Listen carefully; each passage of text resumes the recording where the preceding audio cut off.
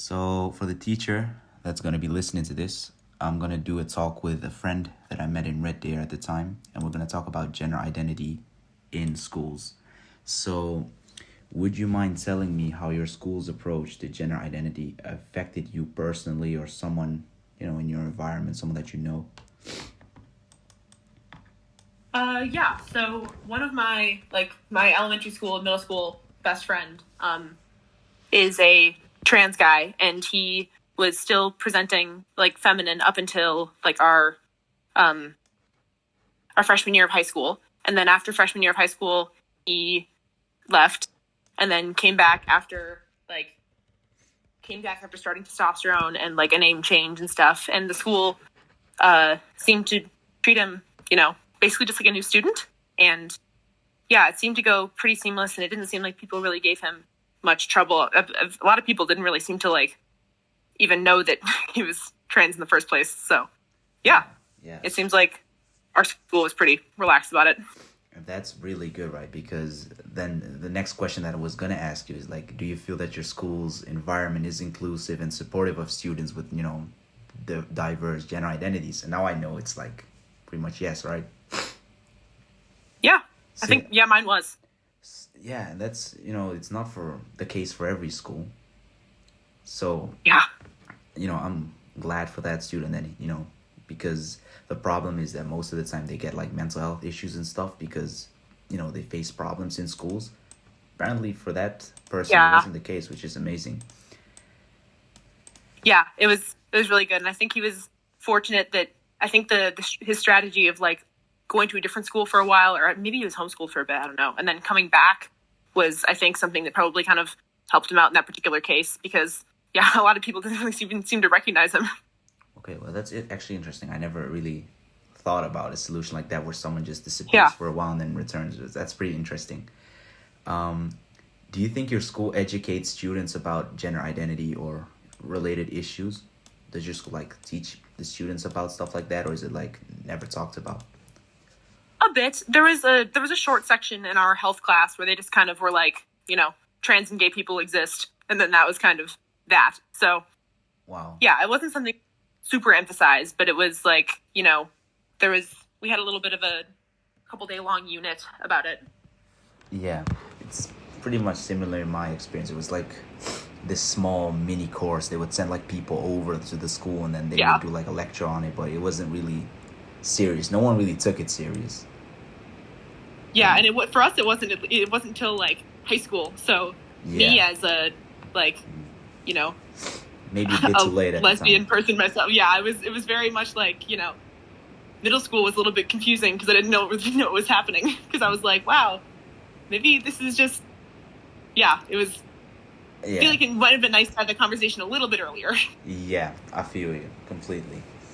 The school, right? Did it have any policies regarding gender identity? So, for example, right, were the teachers encouraged to use a student's preferred pronouns, or were there gender-neutral bathrooms, stuff like that? I graduated in 2019, and so I think there was like, I don't know if our school had any gender-neutral bathroom options. I'm pretty sure it was just like male and female bathroom options and stuff. And then teachers were pretty good about using students' preferred names, but at that point there wasn't too much about like pronoun discussions happening yet. Yeah, because it was really, I think when the lockdown started, the COVID lockdown, that stuff really started to become a popular topic, like the pronouns. Yeah, and just having that, be a topic of conversation instead of, guesses. Yeah, it's weird. I don't think like the school where I go to that the teachers right now they use the preferred pronouns of students, and there aren't any. What are like the gender neutral bathrooms? So potentially like, for both schools, that's something that they could look at. Because in a way, like they exclude those students, right? If someone doesn't feel comfortable going to the bathroom, it's like a problem. Yeah, and I think that having that as an option too for like, the gender neutral bathrooms I feel like are a great option. The college that I'm at actually right now has like, some good options with that. Okay, thanks so much. Well, okay, listen. So, did the school have any support system? So, was there at any point of like a guidance counselor or like a group of students that you could go to and talk to when you had a problem with your like gender identity or something in that area? Somewhat.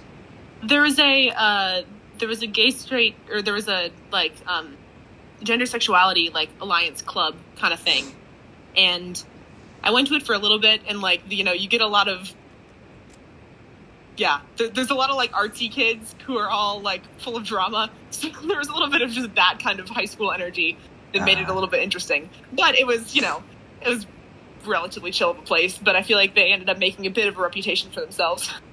Why? There was just a lot of like, you get a lot of it was kind of like a theater kid group, and so you just kind of got a lot of like theater kid energy happening in it. Yeah. So it wasn't anything,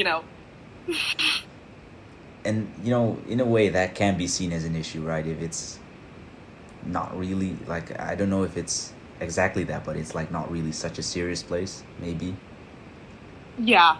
There was a little bit of that to it too, where like people who were kind of, it seems like it was more of like a club of gay kids, which is fun and all. Yeah. And then, but then if you're in a point where it's like questioning, or maybe you've got a situation at home where you don't really want to be like out so much, there wasn't a lot of like privacy and kind of stuff like that with it. Okay. Yeah. So in a way, the school would benefit from having someone a little more serious doing tasks like this, like a real guidance counselor, for example, like someone that you can actually like properly have a formal talk with. Right. And from what I just noticed from just general asking around and trying to learn about this topic, because it's very foreign to me, I really don't know anything about it really. It's like some students, they have problems at home, so they don't talk to anyone, right? Mm-hmm. And then that means that at schools they don't dare to talk to anyone about it as well, so they just keep their problems in a shell, basically. Is that something that you can relate to, maybe?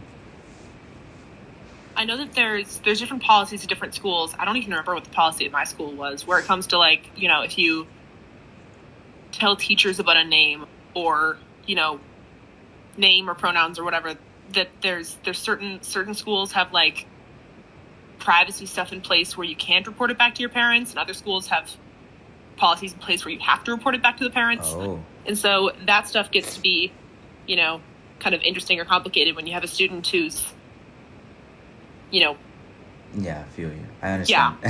Yeah. I understand. Exactly. Okay, well, this was pretty much everything that I wanted to ask you, so I'm really grateful that you wanted to help me out with this. Yeah, of course. Yeah, it was awesome talking to you. So I'm gonna have to run it off right now. So thanks for the teacher that listened to this. This was pretty much like the purpose of this call. I wanted to know more about how you experience this stuff in school. So thank you so much. Yeah, you bet.